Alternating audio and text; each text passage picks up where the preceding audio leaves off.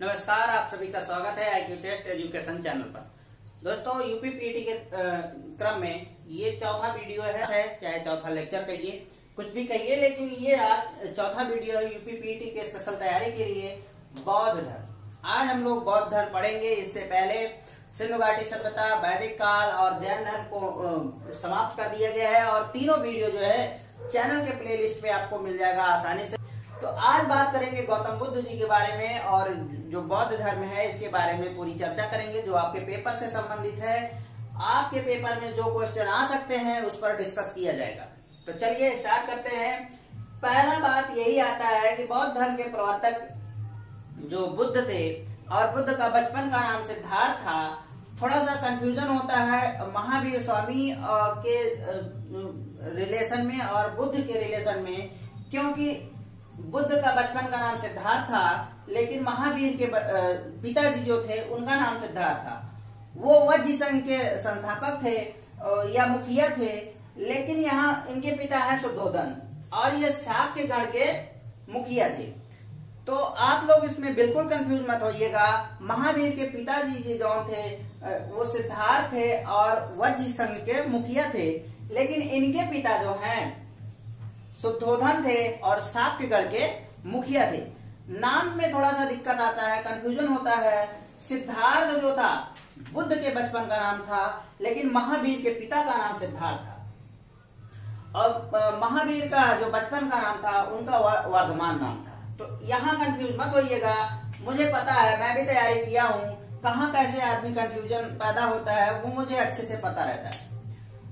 अब बात आती है कि इनका जन्म कहाँ हुआ था गौतम बुद्ध जी का। तो गौतम बुद्ध जी का जन्म हुआ था लुम्बिनी नामक स्थान पर, जो कपिलवस्तु में एक स्थान है लुम्बिनी, वहां हुआ था। और ये दोनों स्थान इस समय वर्तमान में कहाँ है, तो वो नेपाल में है। ठीक है।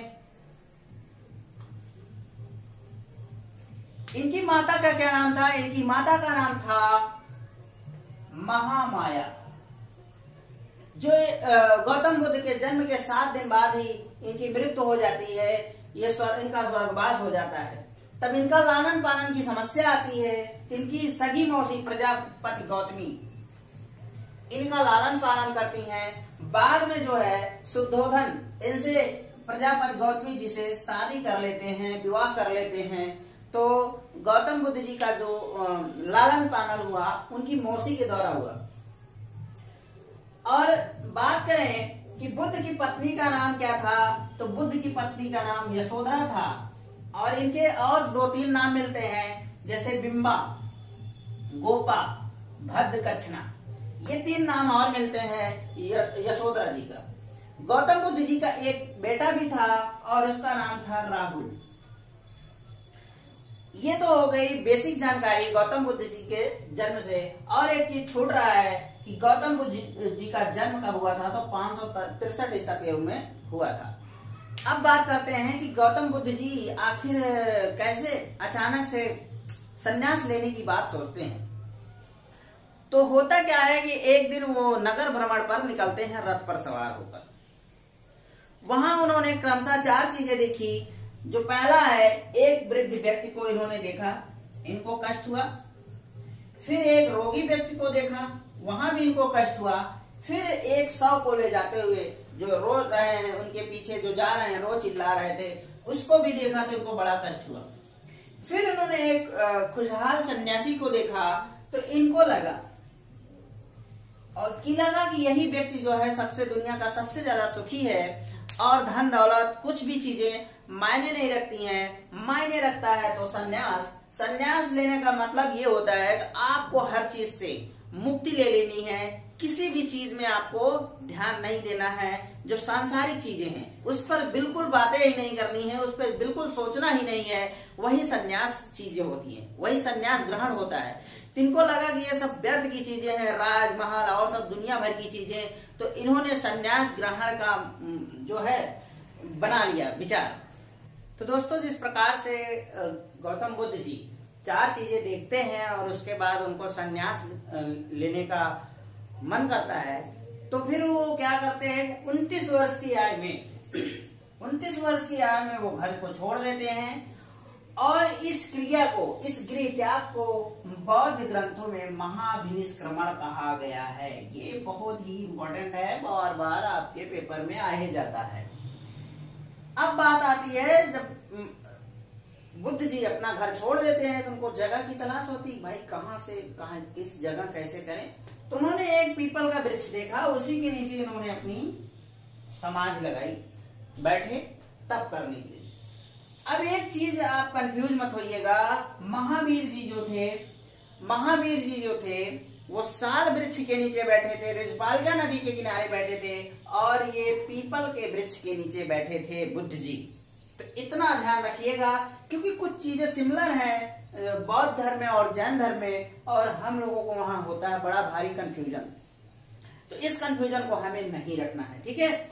इस कंफ्यूजन को दूर करते हुए चलना है, नहीं तो ज्यादातर होता क्या है कि आता हुआ भी क्वेश्चन गलत हो जाता है, इसी वजह से, सिमिलरिटी की वजह से। चलिए आगे चलते हैं। जब बुद्ध जी को ज्ञान प्राप्त हो जाता है तो उनको, पहले तो सिद्धार्थी थे, मैं बुद्ध भले ही कह रहा हूं और सभी लोग बुद्ध कहते रहते हैं, लेकिन जब तक उनको ज्ञान की प्राप्ति नहीं थी वो सिद्धार्थी थे। लेकिन उसके बाद जब इनको ज्ञान प्राप्त हो जाता है, कठिन तपस्या करने के बाद, तो इनको कहा जाता है बुद्ध, ठीक है। इनका एक और नाम है तथागत, और इनको शाक्य मुनि का अवतार भी माना जाता है। इनका शाक्य मुनि के रूप में वर्णन मिलता है। जब इनको ज्ञानवान प्राप्त हो जाता है बुद्ध जी को, तो भाई जब आदमी को ज्ञान मिल जाता है, जिसको तो थोड़ा भी ज्ञान नहीं होता है वो ज्ञान फेंकता ही रहता है, जिसको ज्ञान हो जाएगा तो वो तो ज्ञान देगा ही ना।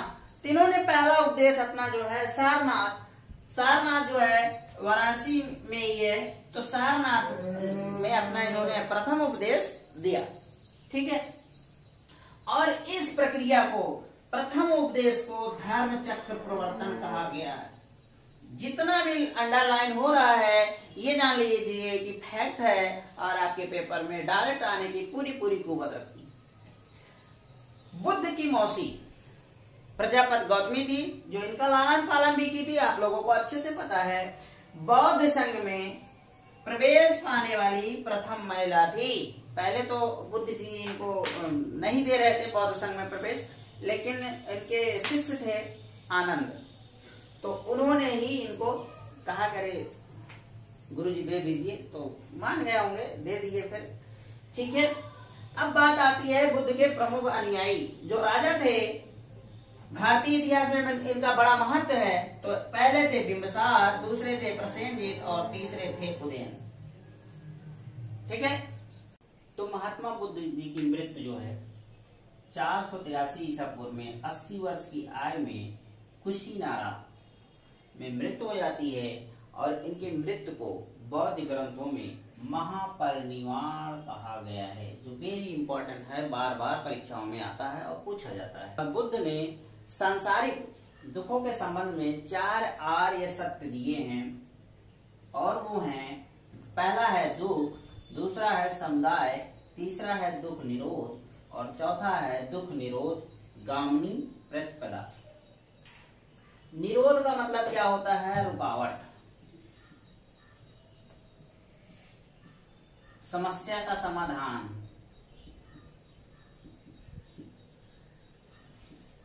ठीक है। निरोध गामिनी प्रतिपदा मतलब ये होता है कि इसको जो है, इस समस्या का कैसे समाधान किया जाएगा पूर्णता। उसके बाद आता है बुद्ध का सबसे इंपॉर्टेंट चीज है अष्टांगिक मार्ग। अगर दुखों से बचना है तो इन अष्टांगिक मार्गों को अपनाना होगा। सम्यक का अर्थ होता है सही, उचित, ठीक, तो ये बहुत सारे अर्थ होते हैं। सम्यक, अगर सही दृष्टि हो, आदमी की सही सोच हो, तो आदमी दुख से बच सकता है।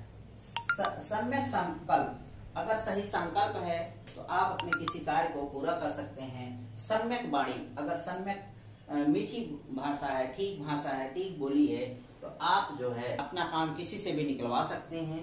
सम्यक कर्मान, कर्मान मतलब सही समय पे किया गया काम, ठीक समय पे अपना काम करिए, ठीक है। सम्यक आजीव मतलब होता है जीविकोपार्जन,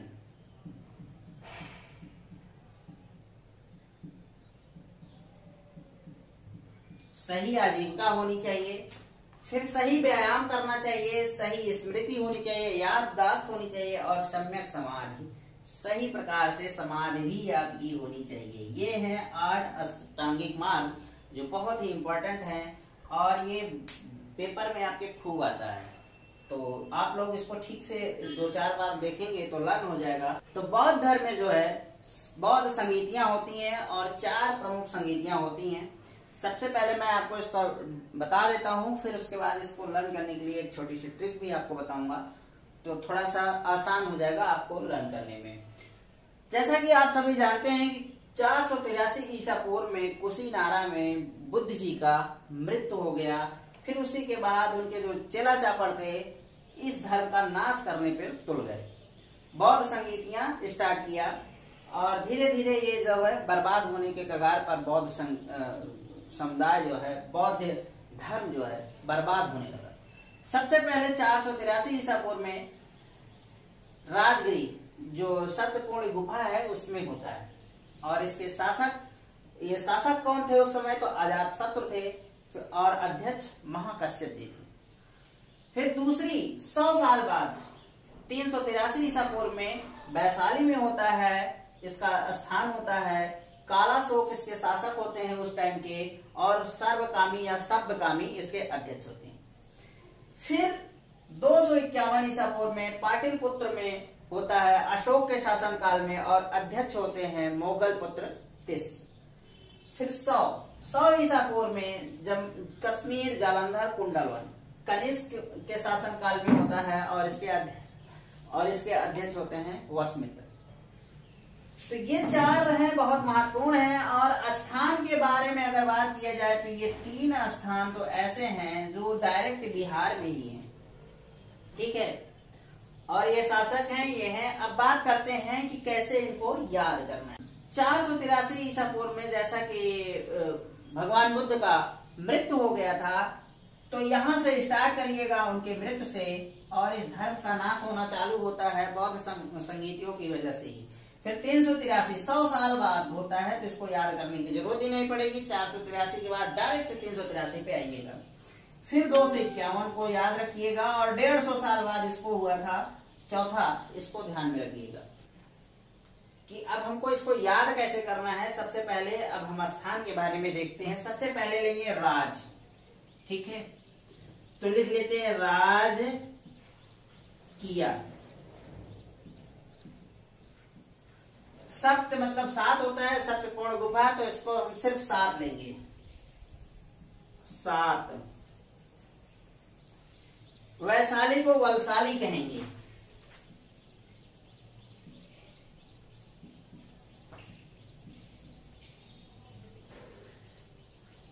पाटलिपुत्र में पुत्र को लेंगे, वलसाली पुत्रों ने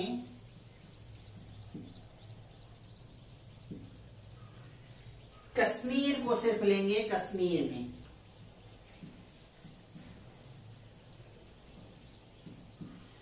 राज किया 7 वलसाली पुत्रों ने कश्मीर में। आपको ये स्थान 4 के चारों याद हो जाएंगे आसानी से, ठीक है। फिर शासकों की बात आती है कि इनको याद कैसे करेंगे, तो आजा को ले लेंगे, लिखेंगे आजा। काला शोक है तो काला नाग ले लेंगे, आजा काला नाग। अशोक और कनिष्क को डायरेक्ट रखेंगे, आजा काला नाग। अशोक और कनिष्क को काट ले। तो इस तरीके से इन चारों शासकों का नाम आपको आसानी से याद हो जाएगा। स्थान कैसे याद करेंगे? राज किया 7 बलशाली पुत्रों ने कश्मीर में। फिर शासक कौन थे? आजा, काला नाग, अशोक और कनिष्क को काट ली। ठीक है। अब अध्यक्षों को कैसे याद करेंगे? तो सबसे पहले इसमें महा को ले लेंगे, तो महा से हो जाएगा महाकश्यप। सर्वकामी तो ले लेंगे कामी, महाकामी। मोगल को ले लेंगे, मोगली एक सीरियल आता है मोगली का, जंगल बुक में है, आता है मोगली उसमें है, तो उससे आपको याद रहेगा। महाकामी, मोगली।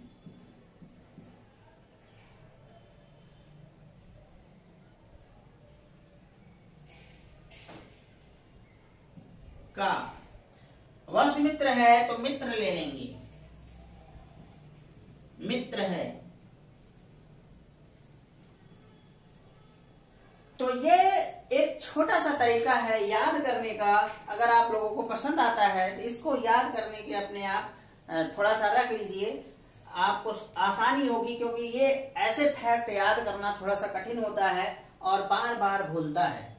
तो अगर किसी चीज को, किसी को पिरो के किसी चीज में बढ़िया से याद करने का प्रयास करेंगे तो शायद वो हमेशा के लिए बना रहेगा आपके दिमाग में और याद भी होता रहेगा। साल को कैसे याद करना है? साल को याद करना है 483 ईसा पूर्व में बुद्ध जी की मृत्यु हो गई थी। आप सभी को पता है, पता है ना? तो यहीं से बौद्ध धर्म का विनाश होना चालू हो जाता है, उनके मृत्यु से ही इसको बौद्ध संगीत को जोड़ना। ठीक है। फिर जस्ट 100 साल बाद ये वाला प्रोग्राम होता है, दूसरा प्रोग्राम होता है 383 ईसा पूर्व में। फिर उसके बाद ये दो तो आसानी से याद हो जाएंगे, फिर आपको थोड़ा सा लिंक करना होगा। 251 ईसा पूर्व में हुआ था और सभी आप जानते हैं कि वो टाइम अशोक का था, तो इसको थोड़ा सा याद करने का प्रयास कीजिएगा। फिर करीब 150 साल बाद ये चौथा होता है, कनिष्क के शासनकाल में होता है। तो ये बौद्ध संगीतियां थी और मैंने आपको याद करने का छोटा सा एक तरीका बताया है। अगर आप लोगों को पसंद आता है तो एक लाइक कर दीजिएगा और वीडियो को शेयर भी करते रहिए। आप लोग शेयर नहीं कर रहे हैं वीडियो को, कितनी मेहनत लगती है यार बनाने में, आप लोग कुछ कर ही नहीं रहे हैं, क्या बताएं। चलिए ठीक है। तो दोस्तों, भगवान बुद्ध का उपदेश जो है मध्यम मार्ग था और इसका सबसे बड़ा आकर्षक रूप था आकर्षक काया क्लेश से बचना। ये क्या होता है आकर्षक काया क्लेश? मतलब अगर कोई ये चीजें आपको अच्छी दिखती है, अच्छी चीजें हैं आपके हिसाब से, लेकिन आपको शरीर को नुकसान पहुंचाता है, तो उससे आप दूर रहिए। ठीक है। यही है काया क्लेश का मतलब। काया मतलब शरीर, क्लेश मतलब समस्याएं। तो आप लोगों से पूछा जा सकता है कि उद्देश्य कैसा था बौद्ध धर्म का? तो मध्य मार्ग का था। ठीक है। अब बात आती है निर्वाण की। बौद्ध धर्म का परम लक्ष्य था निर्वाण। निर्वाण का मतलब होता है दीपक का बुझ जाना, जन्म मरण के चक्र से छुटकारा पा जाना। निर्वाण का मतलब यही होता है। ठीक है। और निर्वाण को प्राप्त करने के लिए गौतम बुद्ध जी ने 10 सील दिए थे और ये इतने इम्पोर्टेंट हैं, इतने बेहतरीन हैं कि आज भी ये बहुत ही महत्व रखता है। लेकिन इन 10 सीलों में से शायद ही कोई 2-3 भी अपना ले, बड़ी बात है। चलिए इन 10 सीलों के बारे में बारी बारी से बात करते हैं। अहिंसा। अहिंसा से हम लोग क्या समझते हैं? अहिंसा है क्या? अहिंसा का मतलब क्या सिर्फ झगड़े लड़ाई से होता है? नहीं।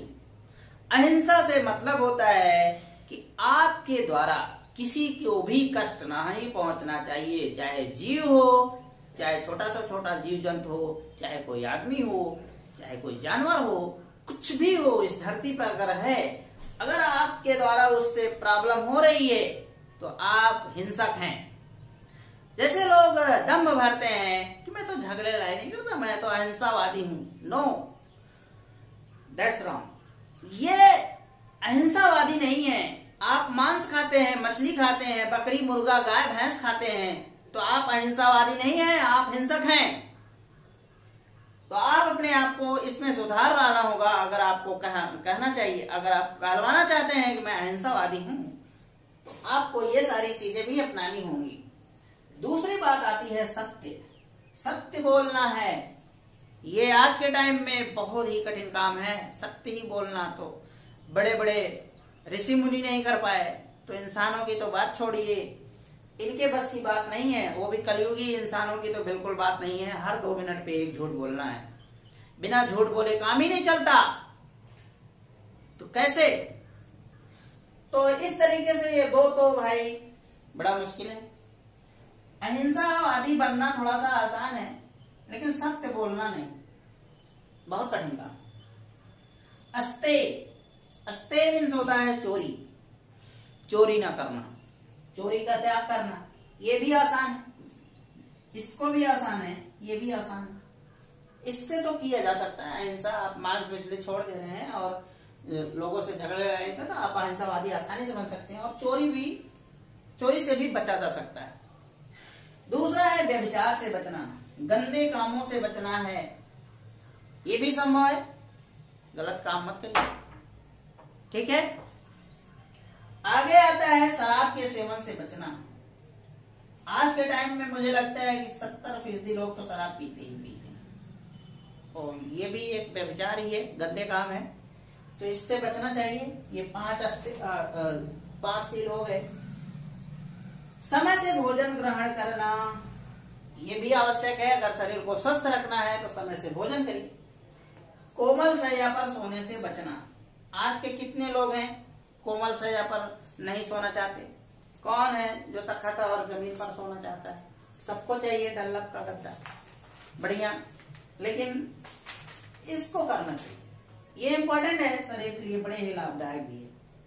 ऋण सोच सीधी रहती। पहली बात तो धन संचय से बचना, ये बहुत ही कठिन काम है आज के टाइम में। धन संचय कौन नहीं करना चाहता है? राजा हो या रानी, सबको धन संचय करने की जिद है। हो भले ना उसके पास, लेकिन वो मन में इच्छा जरूर रखता है, उसको धन संचय करना है। स्त्रियों से दूर रहना आज के टाइम में बड़ा ही मुश्किल है। शायद सबसे कठिन काम यही है इन 10 सीलों में से, स्त्रियों से दूर रहना। आज एक विश्वव्यापी समस्या भी है, शादी विवाह। लोगों की शादी नहीं हो रही, परेशानियां हैं। लड़कियां भी आज जागरूक हो गई हैं, तो किसी लंजू पंजू से शादी करना पसंद नहीं करती हैं। उनको भी अच्छा लड़का चाहिए, हैंडसम। बहुत सारे रीजन हैं शादी के, और जॉब की भी प्रॉब्लम है। एक ध्येय हो गया है लोगों में कि जॉब बहुत इंपॉर्टेंट है, तो ये भी एक समस्या है। बहुत सारे कारण हैं शादी न करने के, लेकिन स्त्रियों से दूर न रहना, स्त्रियों से दूर रहना ये बड़ा ही कठिन काम है। ये 9वां सील है इनका। 10वां सील है नृत्य गान, आज से दूर रहना। बुद्ध जी स्वयं कहे गए हैं कि नृत्य से, गान से आपको दूर रहना है, नहीं तो आप निर्वाण को प्राप्त नहीं कर पाएंगे। और हुआ क्या था, 483 ईसा पूर्व से ही बुद्ध के मरते ही शुरू हो गया इसका सत्यानाश। बौद्ध संगीतियां होने लगी, इस धर्म का विनाश करने पे लोग तुड़ गए। जब बुद्ध जी खत्म हो गए तो वहीं से ही इस धर्म का भी विनाश हो जाता है। आज जो बौद्धिस्ट बने फिरते हैं, उनका काम क्या है? देश को तोड़ना। इन 10 सीलों में से अगर वो बता दें कोई अपनाते हो, कोई नहीं अपनाते। उनका सिर्फ काम है एक धर्म से दूसरे धर्म का विरोध करना। वो बौद्धिस्ट हैं, वो किसी और धर्म का विरोध करने के लिए बौद्धिस्ट बने हैं, लेकिन खुद भी उनमें ये 10 गुण नहीं है। मैं तो कहता हूं आप किसी भी धर्म के हो, हिंदू हो, मुस्लिम हो, सिख हो, ईसाई हो, जैन हो, पारसी हो, कुछ भी हो, अगर आपको हिम्मत है तो आप इन 10 में से कुछ नहीं तो 5 तो अपना ही लीजिए, आधे अपना लीजिए, आपके उद्धार हो जाएंगे। मैं कहता हूं 10 मत अपनाइए, मैं कहता हूं 5 ही अपना लीजिए, आपके निर्वाण हो जाएंगे। लेकिन ये सब बड़ा मुश्किल है। बस बातें कहना आसान है, लेकिन करना नहीं आसान।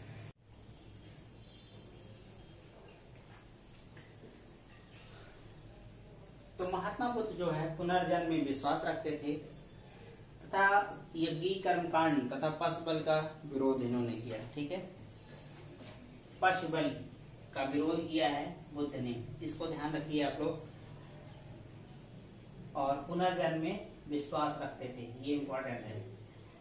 बौद्ध धर्म के त्रिरत्न क्या थे? तो पहला बुद्ध है, दूसरा संघ है और तीसरा धम्म है। ठीक, बौद्ध एवं जैन धर्म में समानता। बौद्ध एवं जैन धर्म में क्या क्या समानताएं थी उस पर थोड़ा सा बात कर लेते हैं। दोनों धर्म जो है यज्ञ कर्मकांड, जाति पात एवं छुआछूत का विरोध किया है। पहली सबसे बड़ी बात, ईश्वर की सत्ता में विश्वास नहीं रखते थे ये लोग।